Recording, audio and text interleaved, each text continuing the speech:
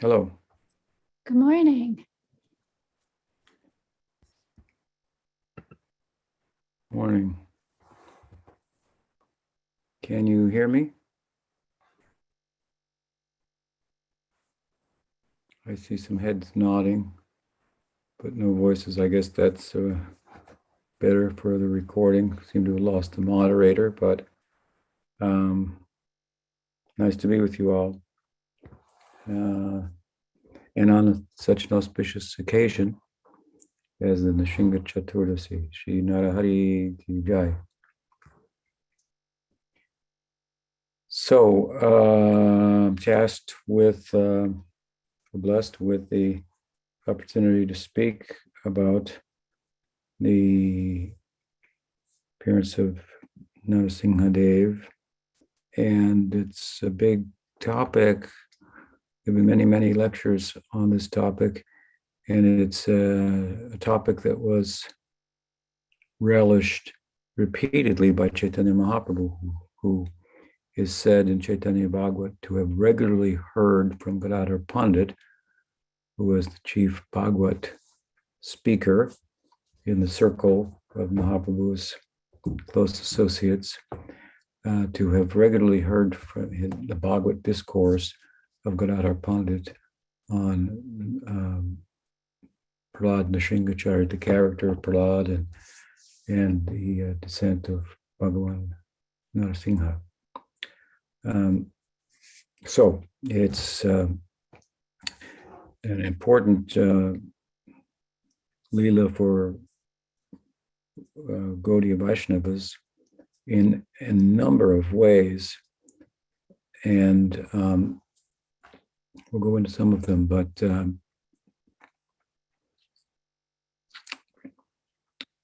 one of the unique, I guess, features of the Nrsimha avatar is that he is, within Hinduism, thought to be not only an avatar, but a vyuha. Vyuha means like an expansion within the paravyom, within the spiritual world itself.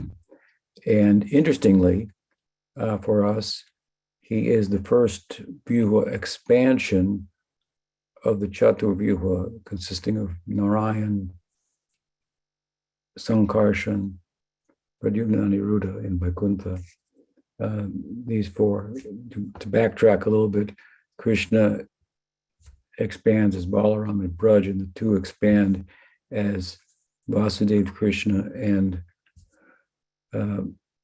Mahasankarshan, Mool Sankarshan, Krishna and Balaram in Mathura, and then they go to Dwarka, and they're then accompanied by Pradyumna and Aniruddha. This is the first fourfold expansion of the Godhead within the spiritual world.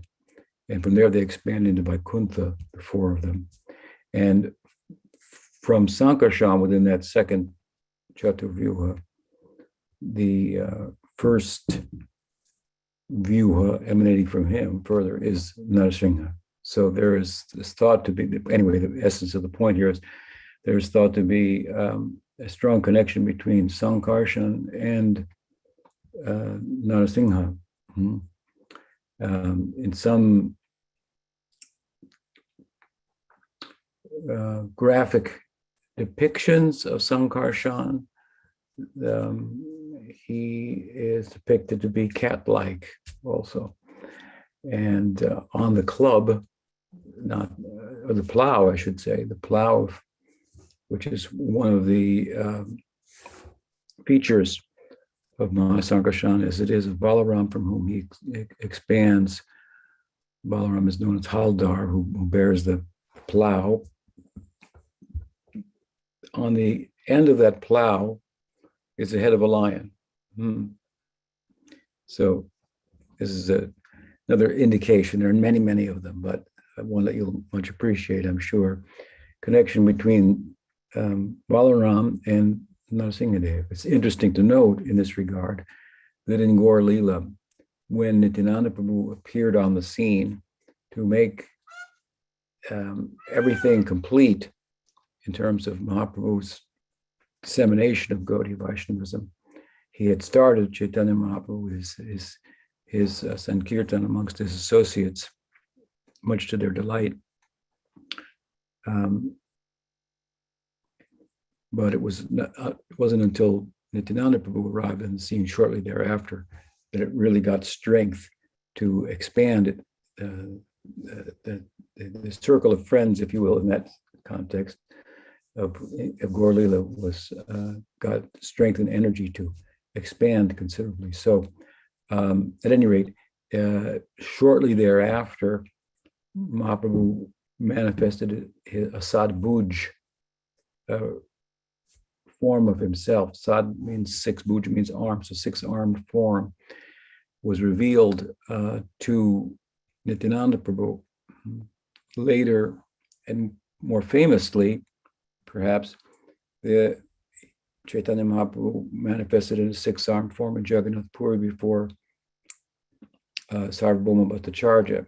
And there's an artistic depiction of that form. I believe it's worshipped there eternally. But the two forms are different in that while Chaitanya Mahaprabhu showed himself to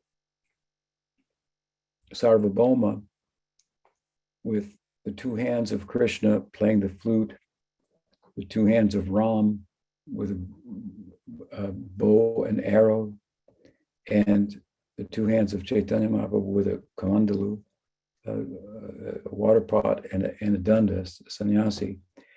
He showed himself in six-armed form to Nityananda Prabhu with two arms of Chaitanya Mahaprabhu, the two hands of Krishna, as explained, and at least, I guess, two of the four hands of Narasingha Dev. So he showed himself in a different sadbhuj form. And these three, Krishna, Ram, and Narasingha in particular, are singled out by Rupa Goswami in his Lagu Bhagavatamrita, where he describes all the different avatars, types of avatars, vyuhas, and so on and so forth. And he begins that with a emphasis on these three, who, unlike any of the other expansions or avatars of Bhagavan, all are considered Sadaishvarya, means in them all six opulences by which Parashuram, the great rishi, or in consideration of which opulences, Parashuram defined the word Bhagavan, who possesses all opulences, wealth, strength, fame, beauty, knowledge, and renunciation, which are the things that we're attracted to, the implication being that God's all attractive. So amongst all the different forms of the Godhead, we find Krishna, Narasingha, and Ram to be Sad Aishvarya Purna. We could say that of Narayan too, but of expansions. So he holds a very unique position overall, very popular within Hinduism, and he's very prominent also and popular within Gaudiya Vaishnavism. And as I said earlier, there are a number of reasons for that. That incidentally comes through considerably in our particular Paribar coming from Bhaktivinoda Thakur, who penned some beautiful prayers in praise of and petitioning of Narasingha Bhagavan in Navadvip, where he is said to have visited at some point in the island of Godrum, which is the island of Kirtan, which Chaitanya Mahaprabhu, of course, inaugurated in a special style, his Nagar Sankirtan, accompanied musically only by the kol and the kartal. The kol means the mridanga, and that, as it turns out, is the favorite instrument of Bhagavan Narasingha Dev. So in those prayers, at any rate, to Bhagavan Narasingha, Bhaktivinoda Thakur prays for his grace in the pursuit of attaining the Rag Marg.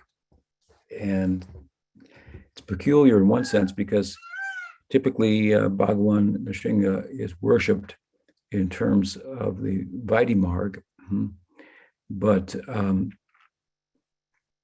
this was the vision of Bhaktivinoda, and happens to have some correspondence with the Bhagavatam in terms of the story of Narasingha as it's told there by Sukadeva to Parikshit Maharaj, who in doing so cites a previous incident in which Narad spoke to Yudhisthira, and this story came out. That's in the 7th canto, first chapter, I believe, of the 7th canto. But again, prominent in our particular paribar in terms of the prayers of Bhaktivinoda, the way he recognized him. And it was prominent in Prabhupada's ISKCON as well. I was brought up largely in New Dwarka, as Prabhupada named his temple in Los Angeles. And every day he would go and pay pranams after a morning walk to the deities which he had established. There are three altars, Gaurnitai, Radha and Krishna, and Jagannath, Baladev, Subhadra, and then he would pay obeisances to each, and then turn to his right to head to his asana. And as he turned and walked the full distance from the front of the temple to the back where his asana was seated, in between on the wall was a huge portrait of Bhagavan Narasingha, and he would always offer his pranams like that to him as well. And he, of course, instituted the prayer, a poem that's verses, I should say, that were sung by Chaitanya Mahaprabhu in Jagannath Puri, where Narasinghadev is also prominent and connected with Baladev there. There's another connection there. And he gave us those prayers to sing to protect us, because Bhagavan Narasingha is kind of the personification of this, among other things, this aspect of Sharanagati, Rakshit Jatari Vishvashvo, that Sharanagati consists of 6 angas or limbs, the central 2 of which are the devotee's acceptance or embrace of the idea that Krishna is his maintainer, nobody else. Therefore, he doesn't pray to different gods and goddesses in the Hindu pantheon for this, that, and the other thing to take care of him. He just depends on Krishna. That's the idea of Gopratve Varanam Tata. And that was taught by Krishna in his Govardhan Leela, where you may recall Nanda Maharaj and the inhabitants were preparing for the Indra Puja in order to get rain, in order to have grasses for the cows, and Krishna intervened and invoked the wrath of Indra, lifted Govardhan Hill, and humbled Indra, who then crowned him, along with the other gods, as the Upendra, or Govinda, the supreme Indra, the supreme chief, the god of gods, in other words. So in all of Braj, Krishna showed, I am your maintainer. Sarva dharman pratijamami kam sharanam. Don't fool with this varnashram. Don't participate in this idea of worshiping different gods and goddesses for this, that, and the other thing, trying to piece it together. Just worship me. Take shelter of me alone. Everything will be complete. So that's Gopratve Varnam Tata, and sometimes that is thought to be the Swarup Lakshan, or the principal characteristic of Sharanagati. But next to it is Rakshit Kshatri Vishvashvo, and that's also sometimes thought to be the principal or Swarup Lakshan of Sharanagati. And that means that not only Krishna is my maintainer, Gopratve Varanam Tata, but Rakshit Kshatri Vishvashvo, Krishna is my protector. And this is very prominent in Sakiras, of course. We see this. It's a nice poem by Bhaktivinoda Thakur where he sings, I will become a cow, and I will travel with the cowherds, and Krishna will defeat this asura and that asura, and I will be protected by him in all these instances, and so forth. Very nice poem. And he goes through various Leelas, which, of course, the cowherds, Krishna's friends, are witnesses to, and no one else is, in which he is demonstrating his capacity to be a protector. And it's, he's only a cowherd boy, and these big yogic demons with all one method after another, observing the previous asura and henchmen of Kamsa who failed, they try another method to defeat him. Of course, he defeats them all. So this is prominent in Sakyarasa, this idea. And it's part of the reason why, as I mentioned earlier, when Chaitanya Mahaprabhu showed the six-armed form to Nityananda Prabhu, included Narasingha Dev, because of course Nityananda Prabhu is the Mool Sankarshan himself. He's Balaram himself, and situated in Sakyarasa and so forth. So this protecting feature of Bhagavan, and this is very central, of course, to his entire Leela as he manifests in this world and protects, as we'll see as we go forward with the narrative, the best, arguably, of all devotees ever to appear in the world, from a certain perspective, and we'll go into that, Prahlad Maharaj, Bhakti Prahlad Maharaj Ki Jai. So the story of the Singha Avatar, it's told, as I said, in the 7th canto, in about 10 chapters. The subject matter of those chapters is Ananya Bhakti, Shuddha Bhakti, Uttam Bhakti, and Prahlad is, of course, the example. But there's another prominent devotee in there, and of course, that is Hiranyakasipu, who's not appearing like a devotee, but an adversary, and provides the circumstances by which Nrsimhadev can demonstrate in no uncertain terms that he is capable, that Krishna is capable, who is the deity of Prahlad, meditating on Krishna as he did, that Krishna was capable of protecting one. So we, like as I said, we'll go into that as we go forward with the narrative. But aside from the 7th canto and the 10 chapters there's no avatar. Avatar Tattva is one feature of the Bhagavatam, discussion of the different avatars. And if you go through it and understand it properly, you'll see that this is a topic that's sheltered under the shelter giving topic, which is Krishna. In other words, Krishna, one of the reasons that Krishna is the ultimate shelter is because look at the other things that are sheltered under him, one of which is Avatar Tattva, all these different manifestations of Godhead. And the other 9 subjects are 10 principal subjects of the Bhagavatam. So 9 of them are sheltered. The 10th one is the shelter of those sheltered, their aspects, the 9 of the one, and the one is Krishna, of course. So, at any rate, amongst the avatars, and there's no text within all of the sacred books of the Hindus that more elaborately discusses avatar tattva, different types of avatars. The yuga avatars are discussed, the Shakti Vesha avatars are showcased there, and so forth, Leela avatars, and so on.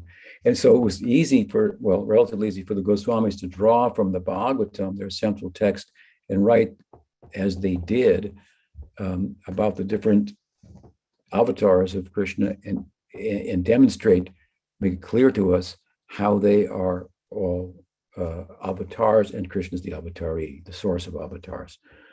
So at any rate, amongst all the avatars and all the avatar tattva discussed, no one's given more attention than Nrsimhadev. 10 chapters in the 7th canto of the Bhagavatam about him and his Leela. That's a lot.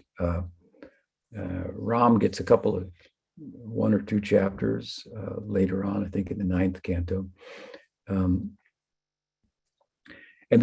it doesn't stop there, because prior to the 7th canto narrative of the details of Nrsimha in particular is, of course, the 3rd canto's narrative, where Brahma is speaking to the Devas and about Vaikuntha. It's such a nice section about Vaikuntha. And I was just a young man, 22 years old, reading the Bhagavatam descriptions in the third canto of Vaikuntha.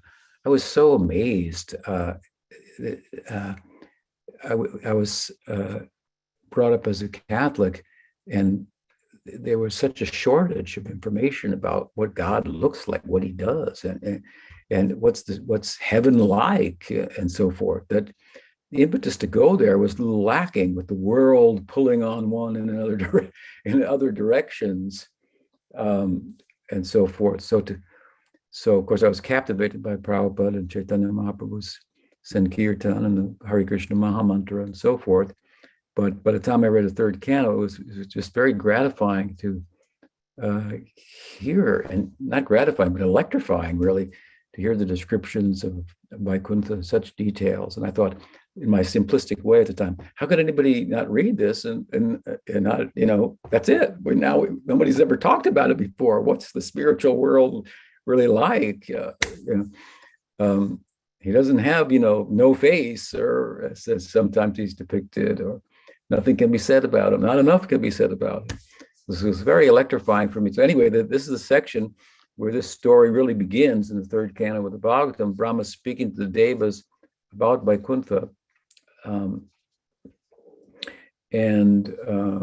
It's related to the transgressions, if you will, of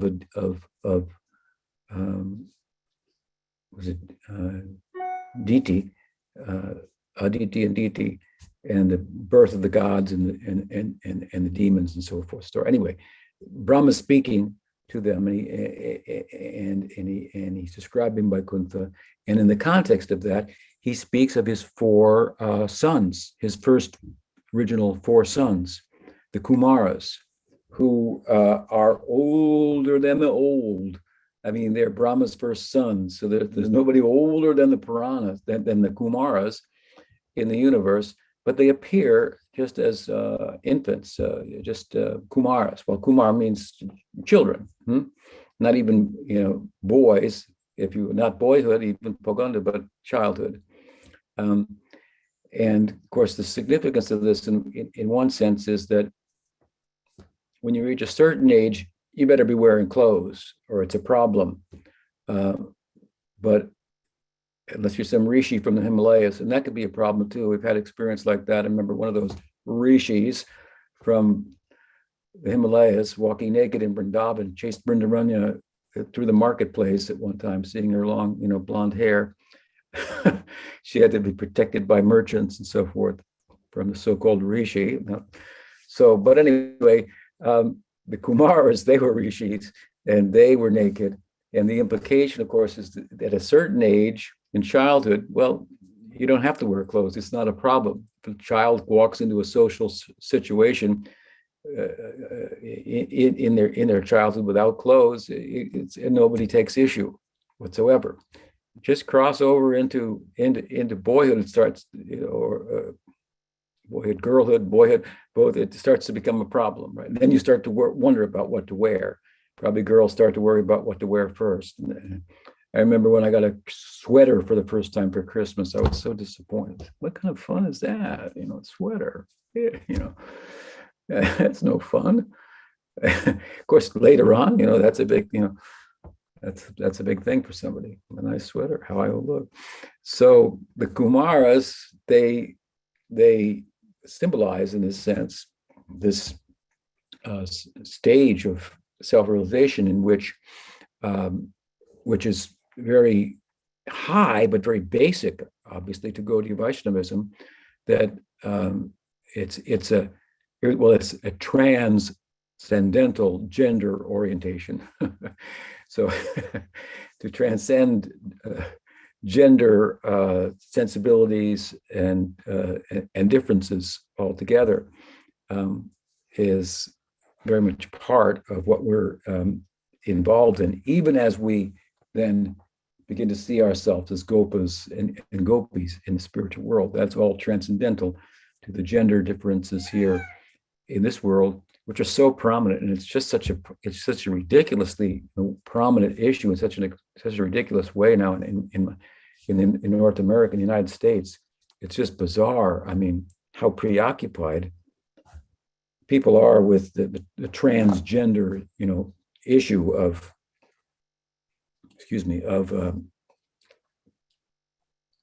addressing the fact that some children just seem to grow up. They got their mind in one place and their body in another, right? They have a mind of a woman and a body of a male. So it's a problem for them.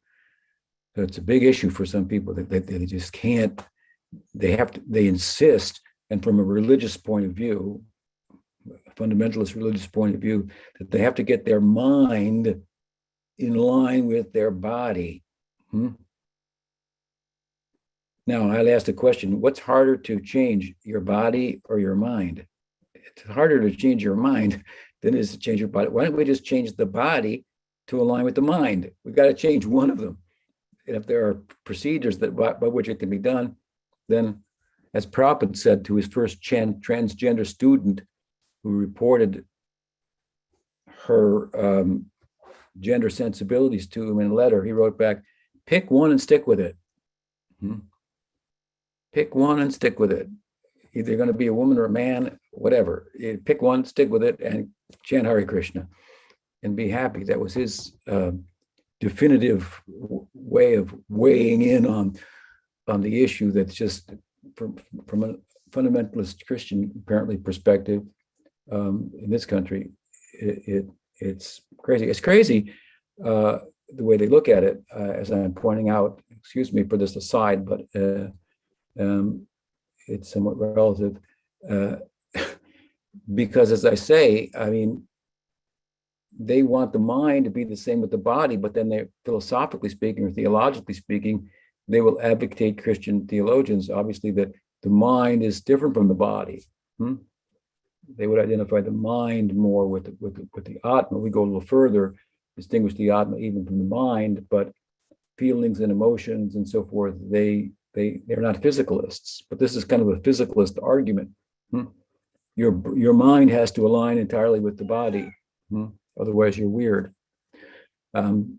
So anyway, the Kumaras, they were, in another sense, transcendental to gender the sensibilities, and so they could go anywhere is the import.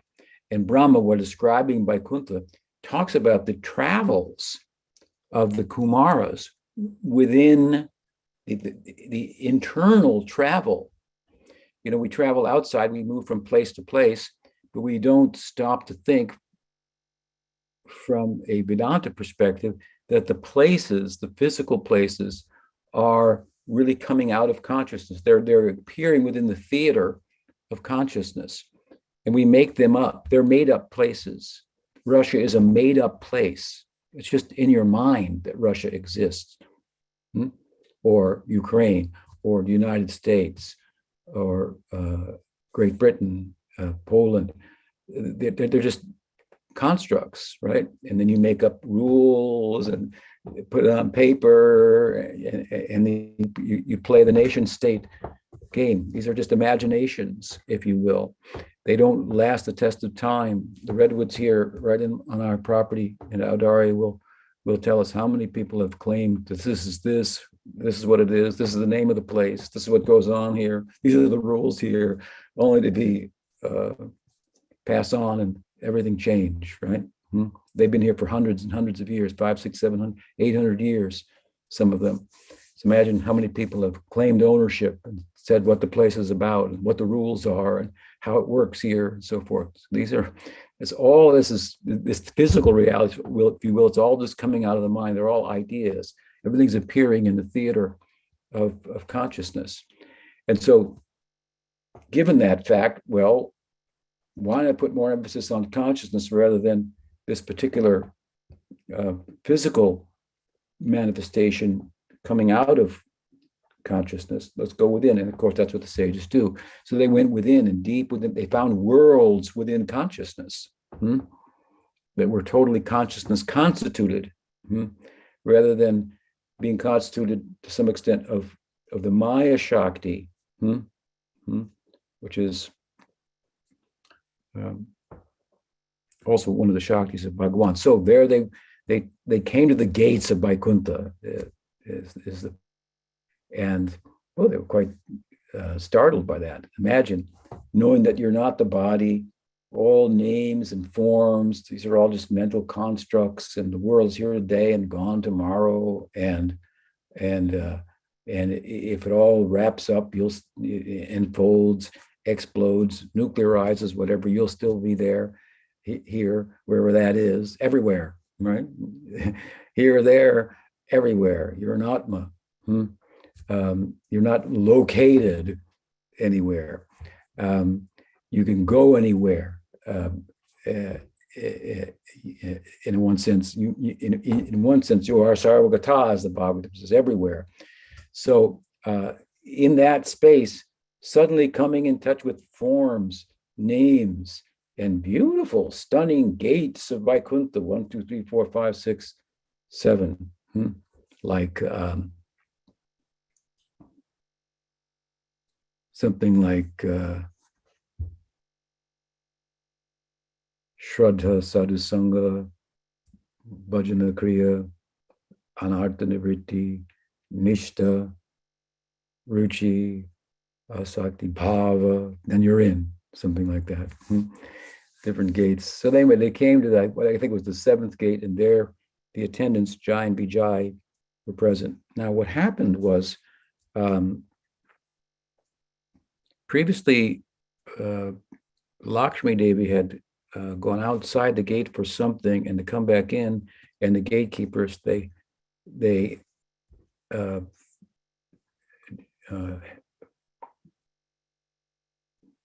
made her pause in devotion to Narayan, who they thought was resting, and they didn't want her to go in to his compound. She took exception to this. Now, you see, this is just a feature of Vaikuntha. Narayan is supreme. They don't go Jai Lakshmi like we say Jai Radhe in Vrindavan. Jai Lakshmi, Jai Radhe, Vrindavaneshwari. That's not the story in Vaikuntha. Narayan is not henpecked. He's not controlled by Lakshmi. That's not happening. They can't relate to that idea. He is the supreme Godhead. The idea that there could be a form of Godhead that's superior to, or the source of, let's say, of Narayan, and in that sense, be the most worshipable of all worshipable deities, but that on top of that, he has a worshipable object that is Radha. This is like make the yogis come out of their trance and so forth. So anyway, she complained in private to Narayan. These guys, they did this, but that can't be a public affair. So she took exception, and she registered this with Narayan. So this is part of the many reasons for the descent of Jai and Vijay into the material world in 3 different births. This is part of it. Of course, the Kumaras came there shortly thereafter, as I'm mentioning, as Brahma describes, and they were checked at the gate by the guards, and you could say for good reason, on the one hand, and at the same time, well, the gatekeepers, they took exception. They cursed them. Narayan came out on the scene and said, "Oh, you've cursed them," and he spoke about it in such a way as to indicate to the Kumaras that these gatekeepers and I are one and different. And then they started to think, the Kumaras, oh, maybe we've made an offense. Meanwhile, Narayan said, no, my gatekeepers have made an offense. You are Brahmins and sages, and a sage, a Brahmin should always be invited into the house, given hospitality, and whatever the Brahmins say, I will always uphold. This is my dharmic perspective. So what's happening here is Narayan is starting to enter into a Dharma Vira rasa. Dharma Vira is one of the Vira rasa is one of the secondary rasas. It's compatible with Dasya Rasa, which is prominent in Vaikuntha. And Narayan had an urge to experience, to taste, to relish Dharma Vira. So how are you going to do that? I mean, this place is dharmic, to the extreme. It's Vaikuntha. How are you going to champion the cause of Dharma when there's no one to exhibit heroism of establishing Dharma to when it's already well established? So the Kumars are coming, and they're allowed to come by Narayan's arrangement, and he has this appetite developing for Dharma Vira Rasa. So he starts to express it. Now, this is an element coming from outside of Vaikuntha, allows him to start to express it. Oh, the Brahmins, the sages, this is the dharmic perspective. There should be no doors barred for them. The doors should be made open for them. They should be allowed to come in and given hospitality always. They're only serving for humankind. And I worship the Brahmins, myself, whatever they say, I guarantee that will, the actual Brahman, that Brahman's word will come true because they represent truth, sattva. So he's starting to enter into this Dharma Vira Rasa. And so he honors the curse of the sages, who then start to think, what do we do here themselves, even though they're reassured by Bhagavan. Then they go on to praise Bhagavan. And then the gatekeepers are told by Narayan that you're going to have to go to the material world for 3 births and honor the curse of the sages. And at that time, you will practice Samrambha Yoga. It means like yoga in anger, which is considered to be an abhas of yoga, a semblance of yoga. Yoga is meant to do away with anger, greed, lust, and all such things. But yoga is also about controlling the mind, right? Centrally, this is central to yoga, to control, to capture the mind, by which then all the senses will be captured and so forth. And then rather than taking us out in connection with the sense objects and creating an identity that's false and illusory, by controlling them, through controlling the mind, then we turn inward and we find that the Atma is bigger and better and more beautiful than anything we could make ourselves out to be by adding things onto ourselves and having material identification and so on and so forth. So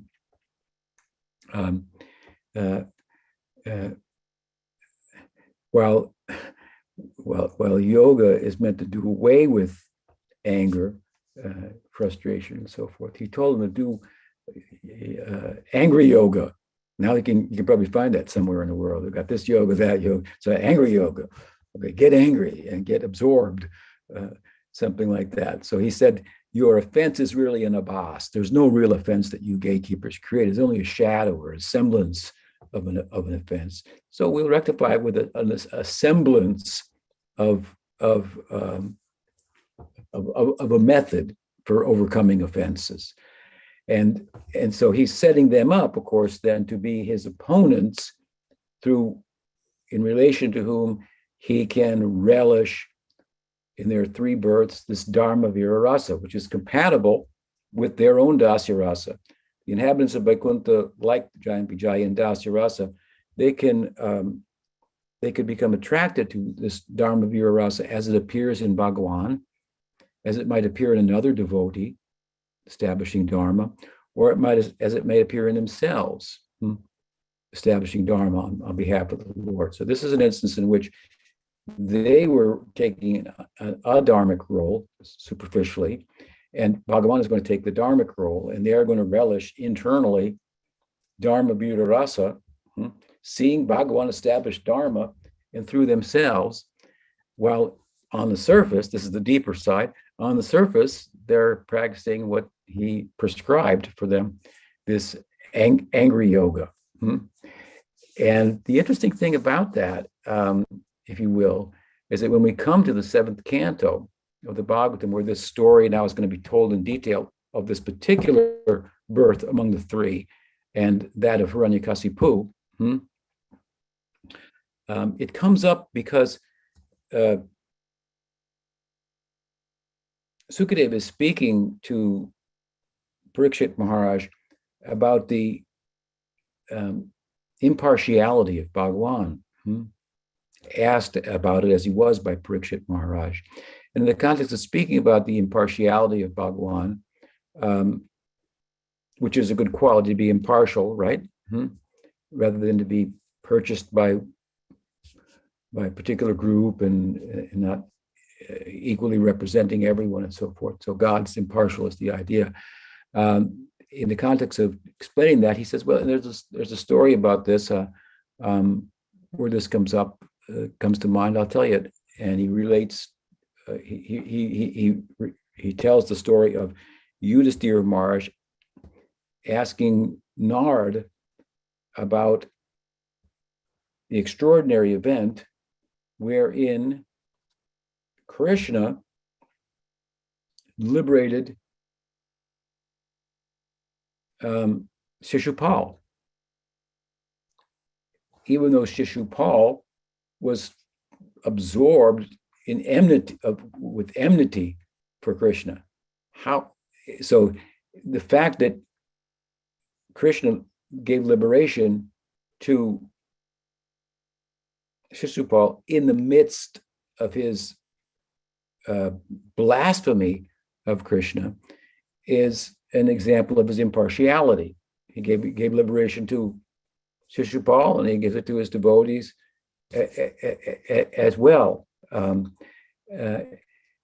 story of Shishupal is interesting because from his very childhood, when he first began to speak, he would criticize Krishna.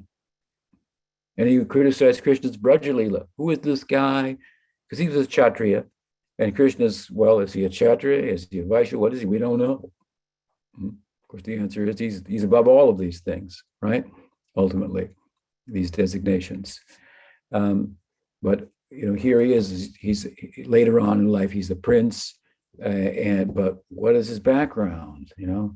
We're not sure who his father is. This isn't very good. Is it Vasudeva or is it Nanda Maharaj? Brought up by these Gopa people, and suddenly he's here as a prince. He shouldn't be.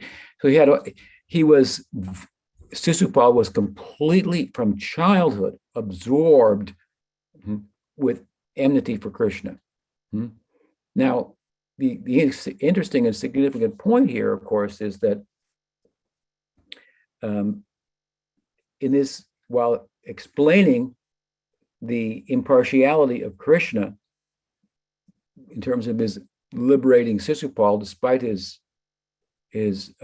blasphemy, in that instance in particular was it during the Rajasuya, when Yudhisthira recommended that we have to choose as part of the practice here, the sacrifice, the first worshipable person. Which person will be worshipped first in the assembly?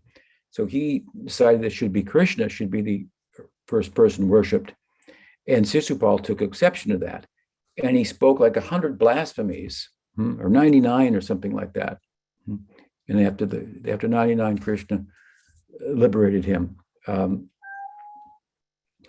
And so it was startling to Yudhisthira as well. So Narad explains, well, he gives liberation to those who are absorbed in thinking of him, regardless of how they got there.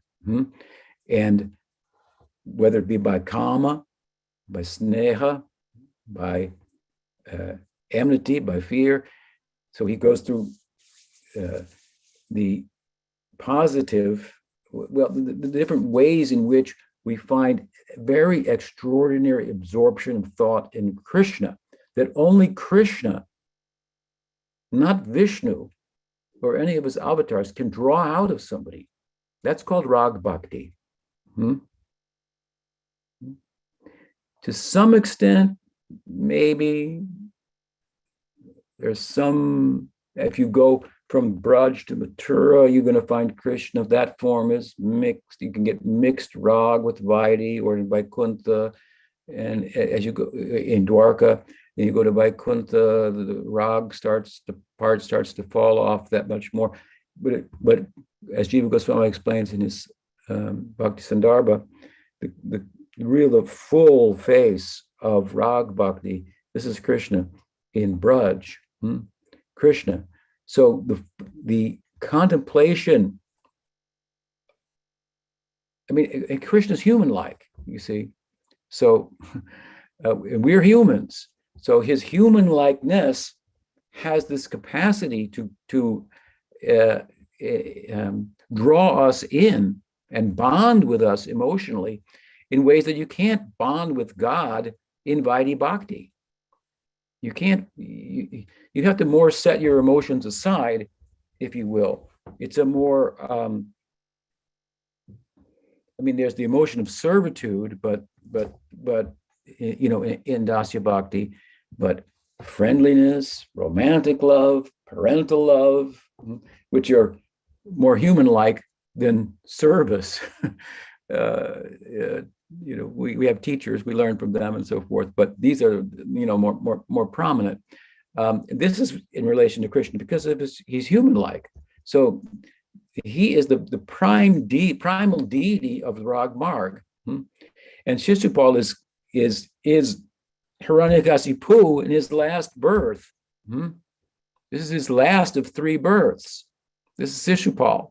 Jai Vijay appeared as Varaha and Narasingha, then Ravana and Kumbhakarna, I believe, and then Shishupal and Dantavakra in Krishna Lila.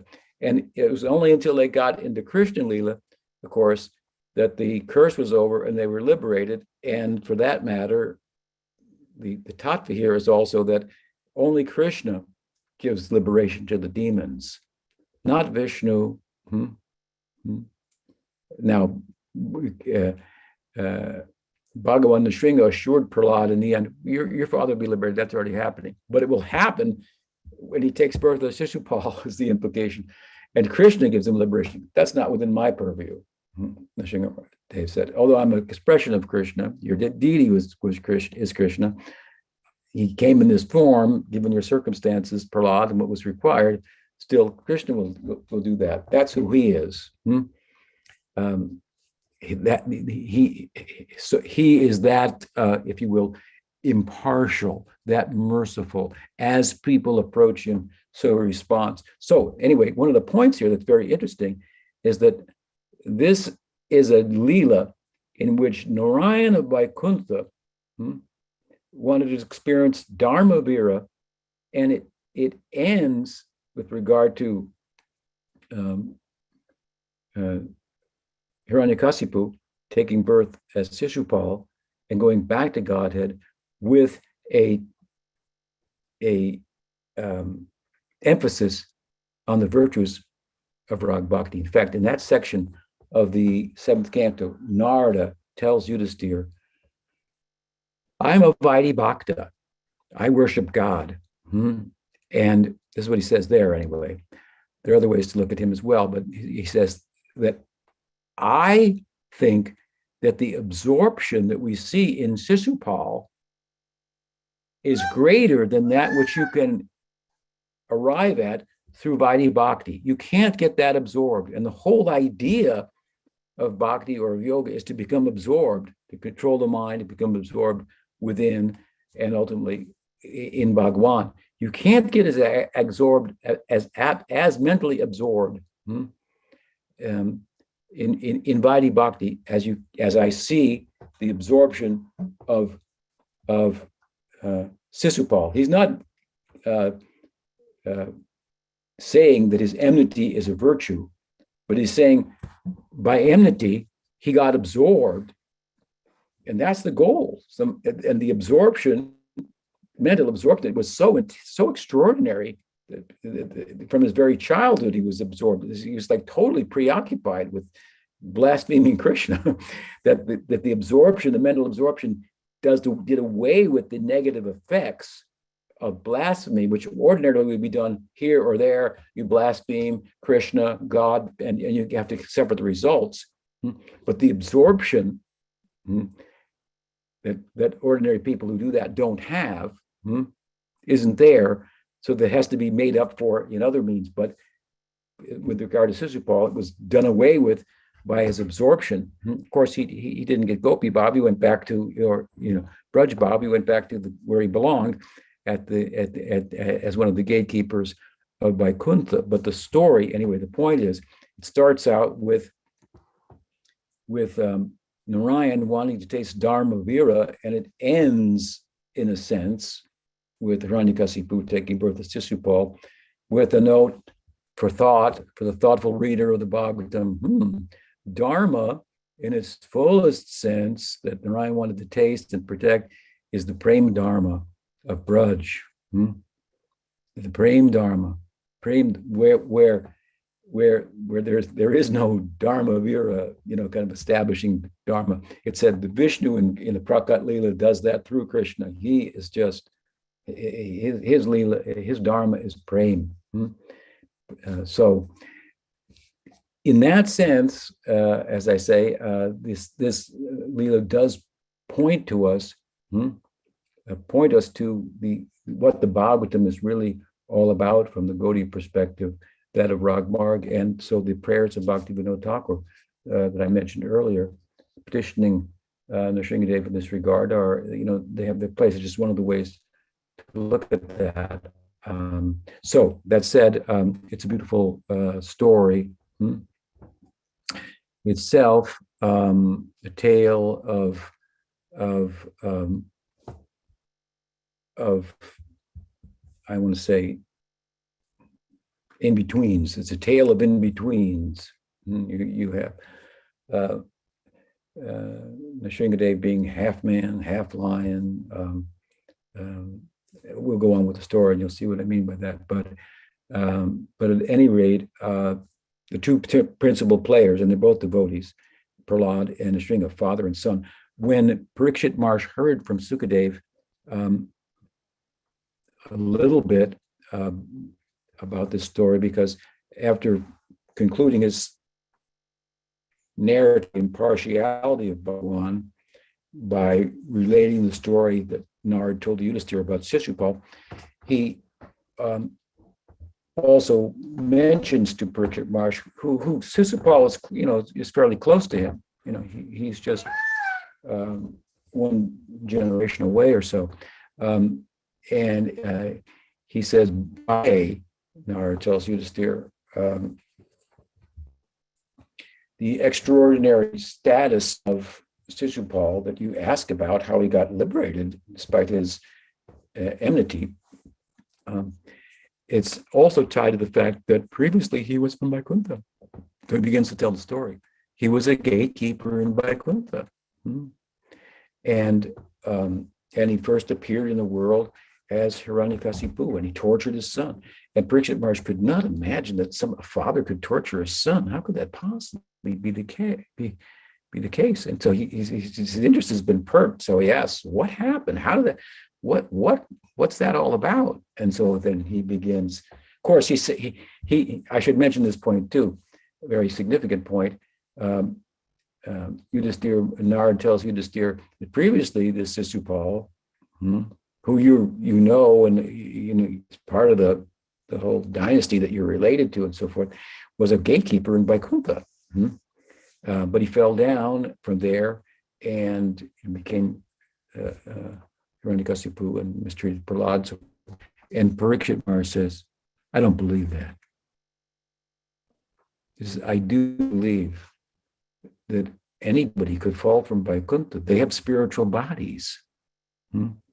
They are completely absorbed in their taratmika with the Swarup Shakti. How could they possibly fall down? You can't fall from Vaikuntha." So this is the one place in the Bhagavatam, the only place where this question has arisen in modern times in Gaudiya community internationally. Does anybody fall from Vaikuntha? It's addressed in the Bhagavatam, right here in this section. And the definitive answer from the rhetorical question, if you will, of Parikshit Maharaj is no one can fall from Vaikuntha. There must be extenuating circumstances. Now, Narad said they were cursed by the gatekeepers, and what Parikshit Maharaj is saying, they were cursed by the sages. Even by the curse of sages, I don't think it's possible anybody could fall from Vaikuntha. how can what the sage's position is one thing, the inhabitants of Vaikuntha, that's another thing. So of course he's right, and Sukadeva gives a nod and goes on and says, well, there are extenuating circumstances. This is how it all happened, right? And the stories is told in brief, that which is told in the third canto in greater detail, of the Kumaras coming, that I cited earlier, meeting the gatekeepers and so on. And then quickly from there, summarizing that briefly, then Narada goes into the story of Hiranyakasipu, his appearance, Prahlad, the appearance of Narasingha, and so forth. So briefly, of course, Hiranyakasipu was pretty good at his angry yoga, quite an angry guy, and he was angry at Vishnu, who people were calling God because he had killed his brother Hiranyaksha in the Varaha avatar, is the story. So he wanted to avenge his brother, and he really wanted to defeat God. And the story is basically one in which atheism is surfaces, and the dismissal of the existence of God on the part of Hiranyakasipu, and we see the result. So, for example, what he started to do, Hiranyakasipu, first was to stop sacrifices to Vishnu. He got power. He got a lot of power. He was a powerful guy. He was a king himself. In his community, where from a dharmic perspective, Brahmins, their sacrifices, their religious practices are meant to be protected.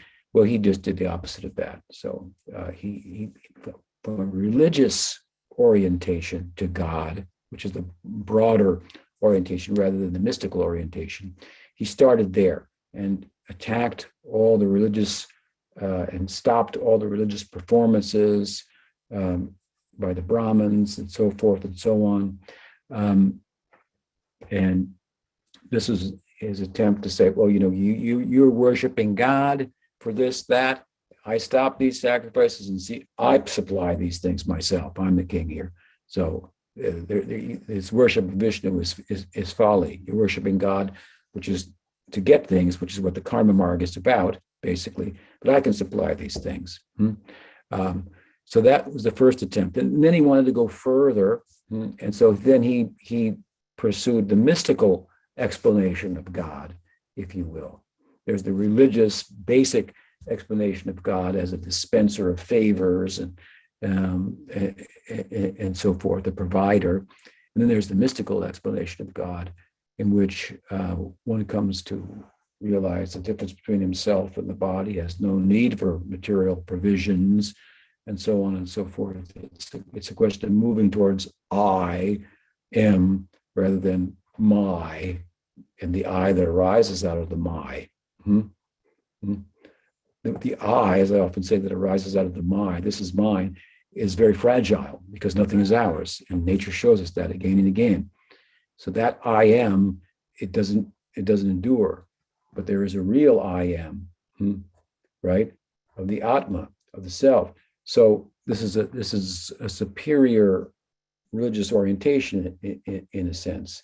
And that is where Dharma is left behind, and Gyan, becomes, and Dhyan, knowing in a true sense of the term, and meditation becomes possible, and so on and so forth. So one rises above the laws of the Varna ashram in that sense through Gyan and Dhyan. So he became a meditator. He basically said, hey, look, this fundamentalist religion stuff is all BS. It's bullshit. That's what he said. Then as a lot of people say today.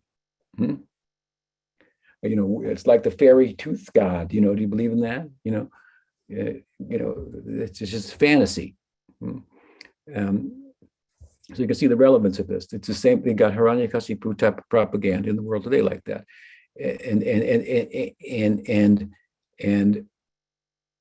and then that argument aside, you do away with the mystic, you think you've done away with the religious orientation and show the folly of that. then there's the mystical, theological, side, right? Mm-hmm. Which is more going more to the heart, what the religion is really about. And so in today's world, we find people like Hiranyakasipu who said, okay, we say that there's nothing but physical forces, that we don't need any God or anything like that. But there is something called consciousness. It arises out of the brain at a certain point. It's dependent on the brain. It's really just an epiphenomenon of the physical world. But it's interesting, and there's ways to explore it through meditation, by which you can become more happy in the world, more balanced. And so, secular meditation. Let's get rid of all the religious baggage that surrounds this for centuries, and we'll do secular meditation. And there are people teaching this today. They emphasize this point. They say, yes, I mean, it's not that you're going to live forever. There's nothing like that. This is the misinterpretation of exploring consciousness through meditation with religious baggage and so forth. You take away that baggage, there's no evidence that we're going to live forever, but you could live more content, and more tread lighter on the world by exploring through meditation the dimension of our being that we call consciousness.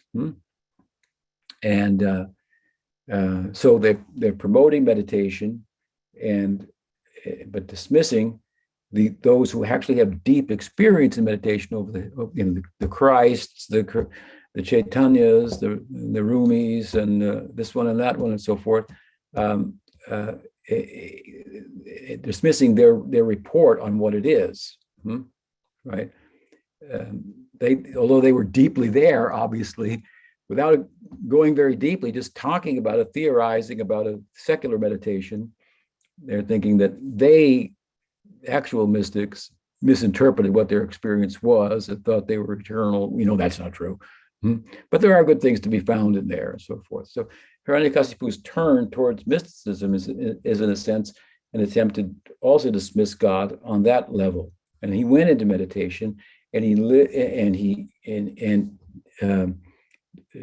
said he lived inside of his bones, and his body was covered with, I think, an anthill and so forth. And so the gods became fearful of him because he was like going beyond their jurisdiction. They provide heat, light, this, that, and he didn't need these things. So they were, who is this guy, And he was saying there's no God and establishing himself in the very idea that there's no need for God, and it frightened the gods, whose bhakti, if you will, is sakama. It has desires connected with it for something in the world. So it got to a point where, like I say, they were afraid he was beyond their jurisdiction, and Brahma appeared on the scene, right? And so what did Hiranyakasipu say to Brahma?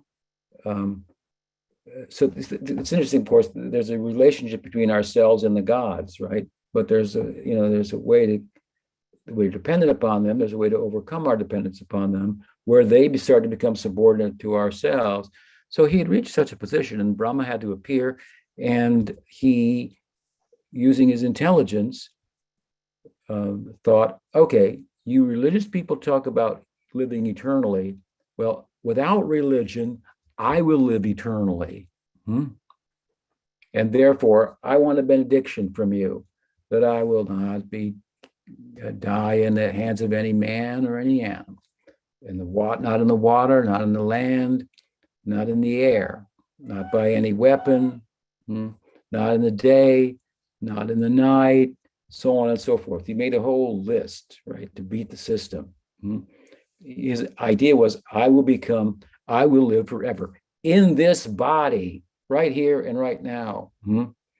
And that's going on in today's world too. The richest people in the world, their preoccupation is beating death through additives. What would you call them? Vitamins. I don't know what. There's a whole thing about it. What do they call that? Anyway, trying to increase the duration of life and beat the system. Everybody wants to live forever. That's just a fact.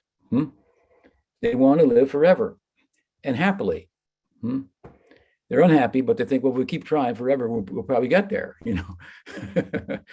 And that's the teaching of Vedanta, that you can live forever happily. They're so opposed to it, but that's what they want. We're just saying, in order to do it, you have to do it like this. You have to give things up. You have to go backwards. We're not in for that. No, we're not going to give up things to get it. We're going to take things to get it. So what our perspective, of course, is that this drive, if you will, to live forever and happily is coming from the fact that is the actual position of the Atma. It is inherently happy, and it does live forever, and it's coming to the fore in human life, more so than it does in any other form of life. And so questions about itself are arising, and humans are trying to address them in ways that the scripture tell us to address them, and by which we'll get the answers that we need and realize and experience living forever happily. But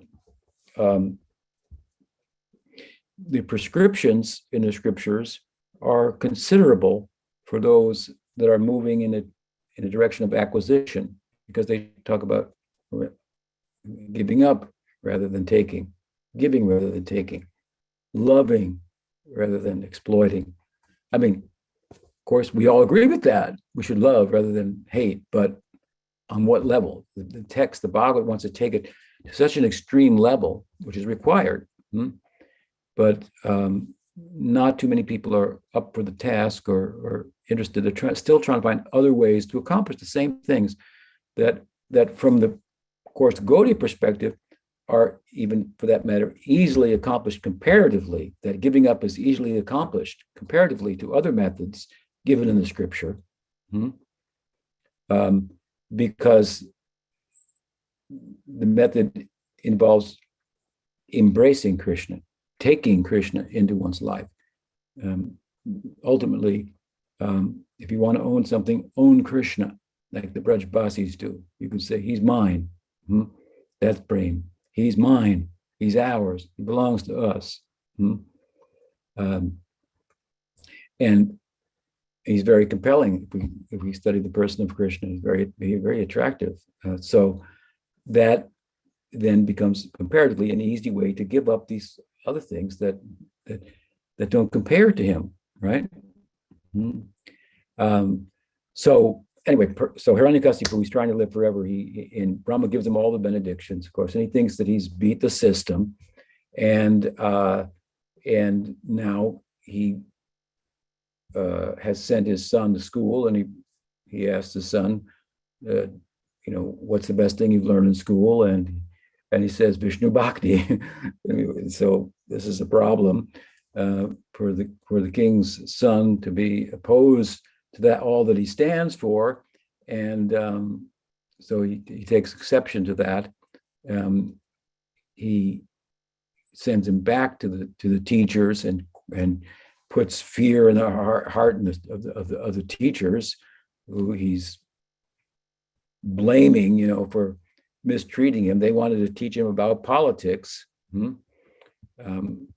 which means friends and enemies, and he had nothing to do with it. He saw no friends and enemies. He was impartial himself, Prahlad, right?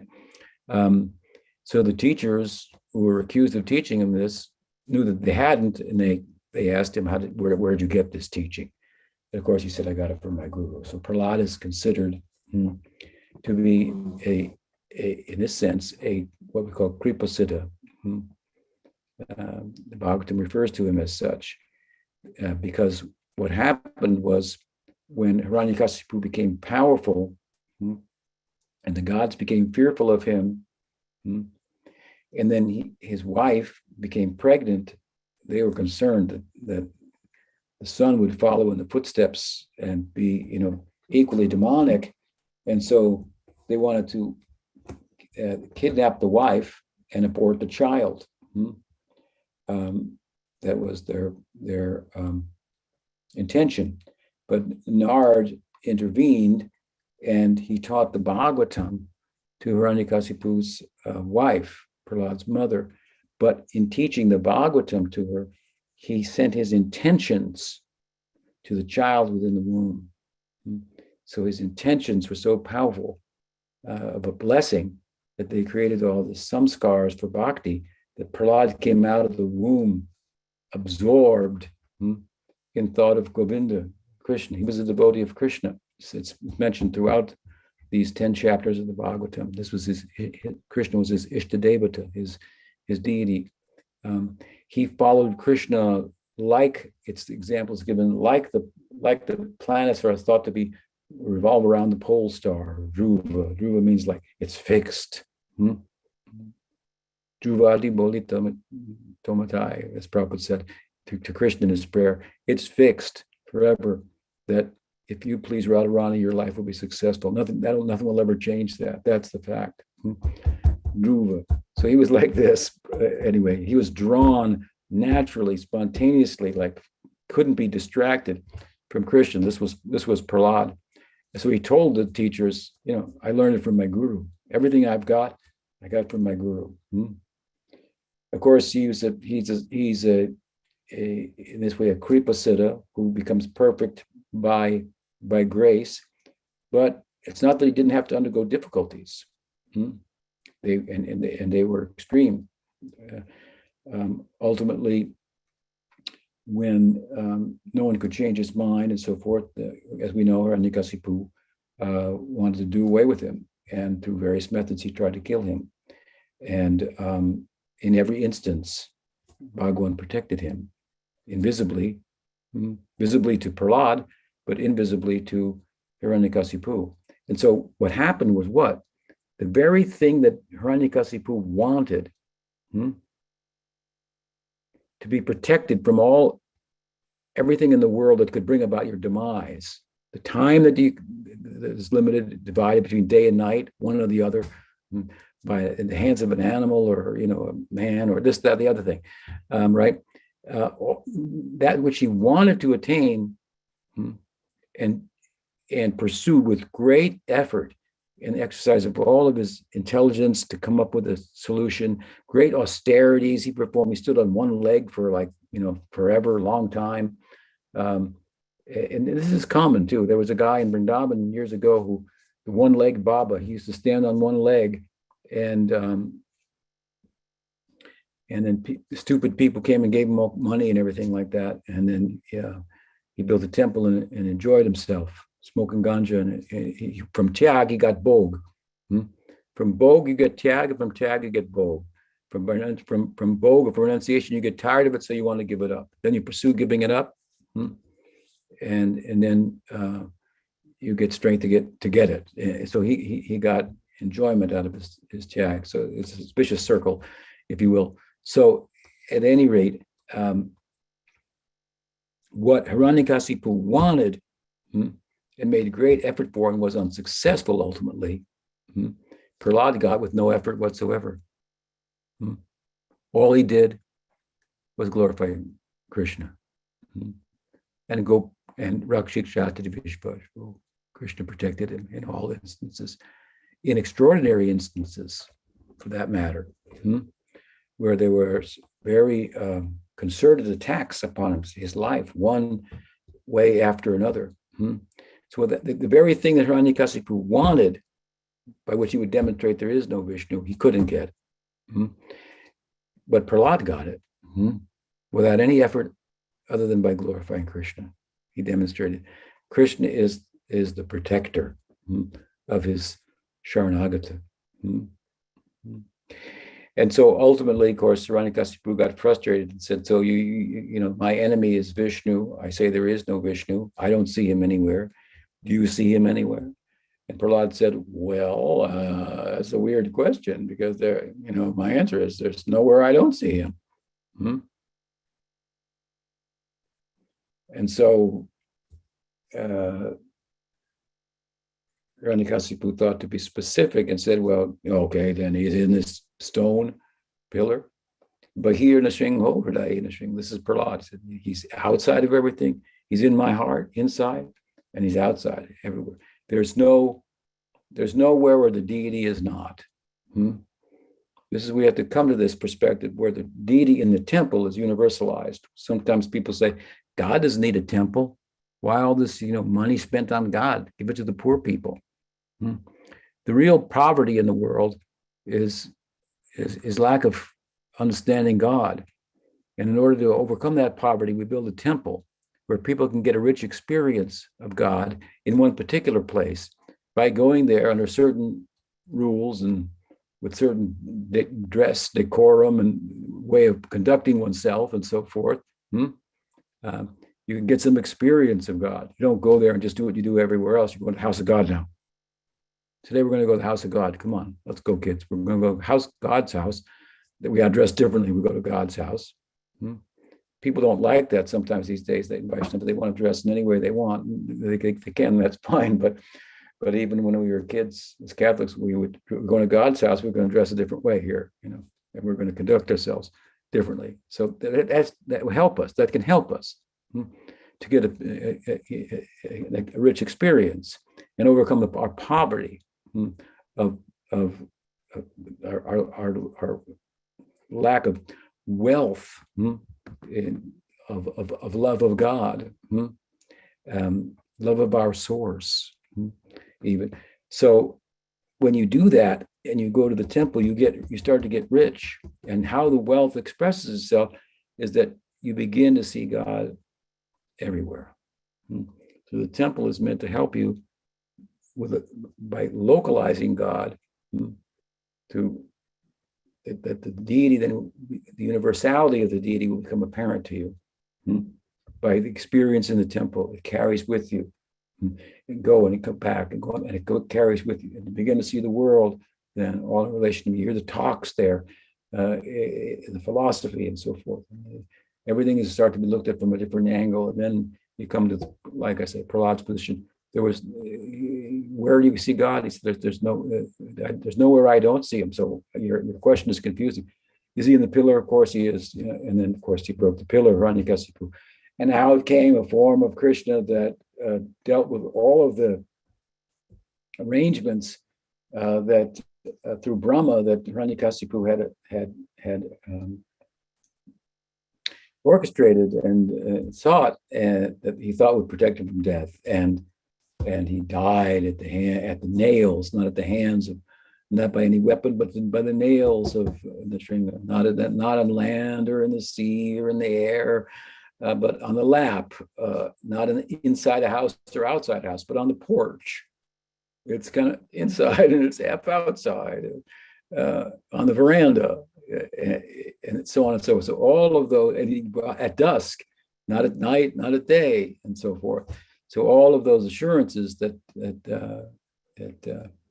Hiranyakasipu had gotten did not save me, could not beat, if you will, the system.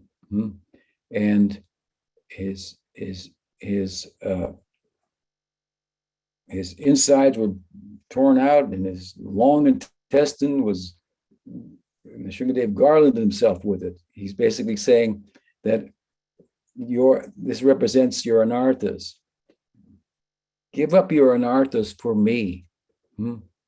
Then I will consider that decorating me. That's the beginning of decorating me.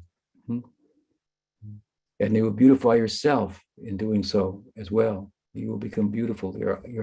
Your soul, your Atma will start to shine out, come out from beneath the ugliness of the sensual demands in the mental world. It's so small, self-centered and selfish, such a small picture.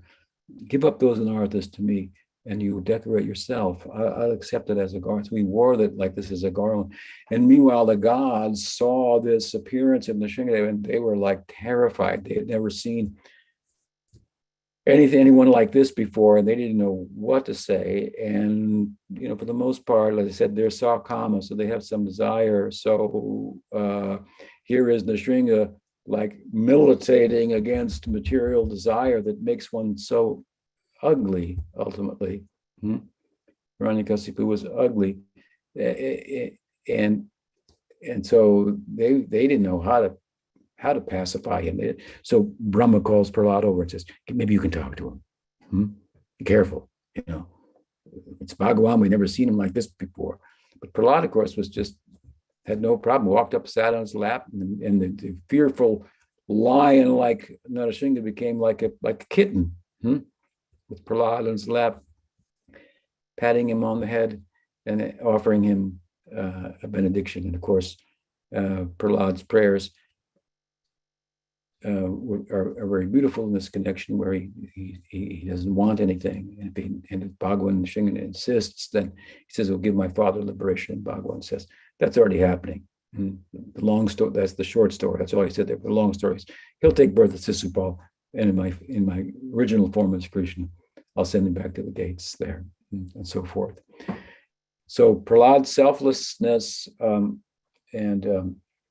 Shuddha Bhakti is the real focus of the text. There are many, many beautiful prayers and teachings of Prahlad about Uttam Bhakti that we can find there in these 10 chapters.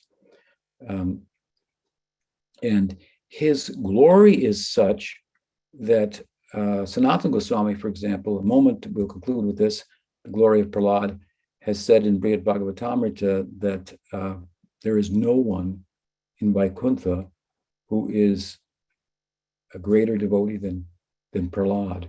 He's celebrated as such in Vaikuntha. Amongst the Nitya Siddhas, he makes the point, none of their love has been tested, but Prahlad's love was tested. And he never,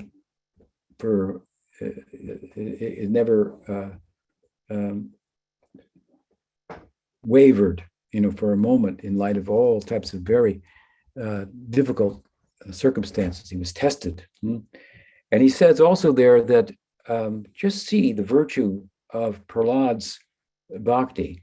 By that, Bali Maharaj got Vamana to be his doorkeeper. And the grandson, great-grandson, who's Bali Maharaj being related to Prahlad, and Banasur, a further relative, also was blessed by Bhagavan. He says there are different reasons by which we could come to the conclusion that Bali and Banasura were benedicted by Bhagavan. We can look at it from different angles, but he dismisses all of those and dissects them. And it comes to the point that the only reason that they really got the blessings that they did, they were like Prahlad from the Daitya dynasty, if you will, from Diti rather than Aditi. So the demonic. Prahlad is born in a demonic family, right? Still, the only reason he comes to this, well, the only reason they were blessed because of Prahlad being in their family. So this is the psychology of love, if you will. If someone's in your family, you got to kind of like, well, I got to care for them even if they're a little weird. But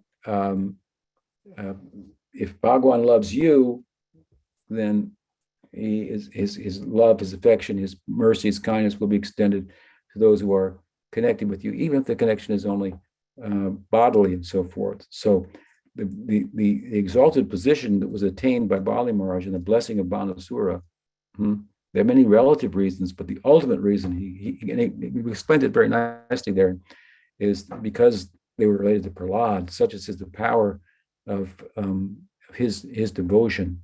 And he goes on, as I say, to say, no one in Vaikuntha is considered to have been more blessed than Prahlad. He's the perfect example of a devotee. So now you can start to see why Chaitanya Mahaprabhu would like to hear this Leela over and over again, and how important Prahlad Maharaj, his example is to us, even while our ideal is Braj Bhakti, which was not the status in transcendence attained by Prahlad, for good reasons. He had his own destiny.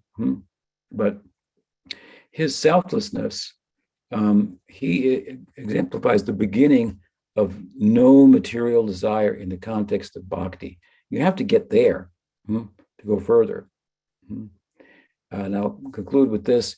The importance of the story for Gaudiya Vaishnavas is such that when Balabhatirtha Maharaj, who passed away a few years ago, the successor of Bhakti Daitya Madhav Maharaj, disciple of Bhakti Siddhanta and godbrother of Pujyapat Sridhar Maharaj and my Guru Maharaj, A.C. Bhaktivedanta Swami Prabhupada, he